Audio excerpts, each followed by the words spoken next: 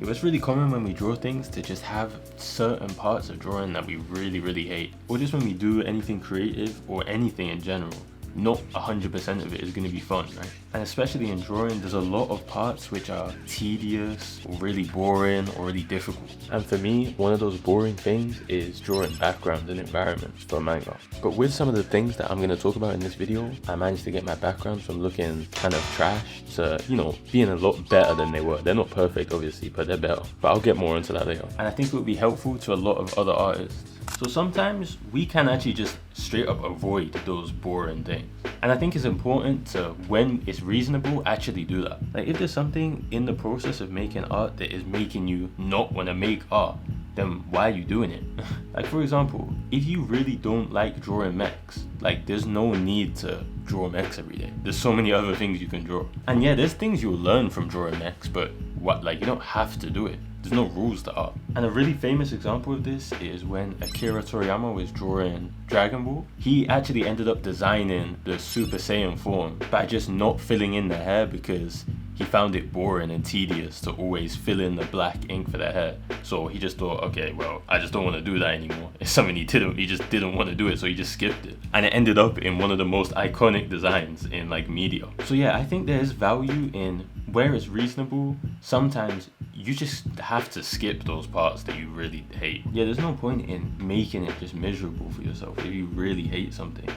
Especially when it's something you don't have to do. But of course, there's always going to be things that you still dislike, but you do have to do it. An example of this, and hopefully there should be like a time lapse of me drawing this, but for me, is backgrounds in my comics and shit. So whenever I've drawn backgrounds for comics or manga, I always just rushed through it. Like I just wanted to draw them as quickly as possible and just get them out of the way. Because one, I just have more fun drawing characters, and also I just want to get to the story and tell the story and get the project finished. Which is funny because I've always ended up abandoning those projects, so they never actually get finished, but that's a story for another time. But in this project I'm working on now, I made a conscious effort to not skip anything and just take my time. And there's a few things that I found through doing this. So the first one is that whenever I did backgrounds and it's not for a comic, like it's just in isolation, there's sometimes where I just said, okay, I just want to practice my backgrounds. I was much more focused on just the process of drawing the background rather than the finished result, right? Because I'm just drawing the background just to draw a background. I'm not drawing it because, oh, it's for this panel or this page. And when I was more focused on the process rather than the result, I actually just enjoyed it way more. So yeah, I think that it's really important to just focus on the process. I think a big reason why I was rushing through the backgrounds and not allowing myself to enjoy drawing them is because I was just thinking so much about how it's gonna be when it's finished. But that's not what's important when you're drawing. What's important is just the act of drawing in itself. And yeah, when I did those practice pages, before that, I thought I hated backgrounds. So I was just saying, oh, I have to practice this so that, I can just get good at it or whatever. But when I just gave myself the time to actually just focus on drawing the background, I found out that I actually do enjoy it. I don't hate drawing backgrounds at all. Like I was actually having fun. Like I drew a few of them. I think I can show them on the screen. These are kind of old, but they're just some practice pages I was doing, and I was just addicted to drawing these backgrounds. Like it was actually mad fun. I had started by just drawing some from reference, and then I ended up making up my own designs, and it gave me ideas for story stuff. Like it was just mad fun. And especially in manga, backgrounds are actually really important, like way more than I even thought. But backgrounds are a key part of storytelling. Like there's so many works where the background builds a sense of atmosphere, and even just beyond that, just knowing the context of a scene and stuff like that is just so important. So like I said before, I was rushing because I just wanted to get it over with quickly. But similar to what I mentioned at the end of my last video, I think that considering time at all when we're drawing is just bad. Like when I think about the time it's taken to draw a background, even if it takes me a whole day to just draw one panel and it's just a background panel, before that would really stress me out because I'm like, oh, I want to be quick and get to the next thing.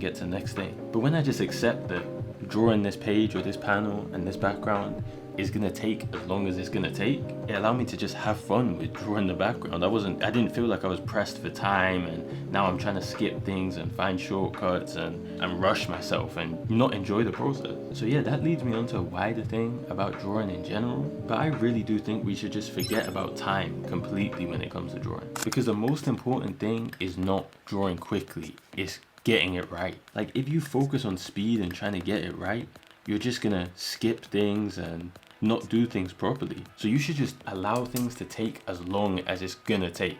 And obviously there's an element of balance to that. That doesn't mean you should just spend forever editing and re-editing and going back, changing things, changing each individual pixel on the canvas. But you should know what you want to execute and just allow it to take as long as it's going to take for you to finish the execution. And all the speed and stuff, that just comes with experience of just so many over and over, just doing the thing properly over and over. Then speed comes with just experience, right?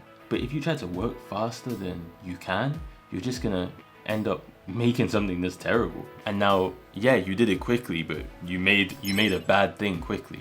You know what I mean? That's worse than you're capable of. Because yeah, with the backgrounds and stuff, when I did those practice pages by myself, they were way better than the backgrounds I was drawing in my actual comics. The reason why those sucked is not because I didn't know how to do certain things. It's just because I wasn't doing it. I was just skipping it because of this time thing, this deadline I made up in my head. And of course, when you get to a professional level and stuff, there is such a thing as deadlines and things like that. But there's two solutions to that. Number one is normally by the time you reach that level, you've already gotten so many repetitions that the speed isn't that much of an issue for you because, again, with experience, you build up that speed over time. And then the other thing is that at a professional level, you have access to more resources. Like manga artists will have access to assistants and stuff, a team of assistants normally, not even just one, and they can work on a background or a page while you do other stuff. So that just solves your issue with time efficiency and stuff. So yeah, those are my main thoughts about that subject, just things that I noticed in my own mind, and hopefully it's stuff that's helpful for you with your own drawings.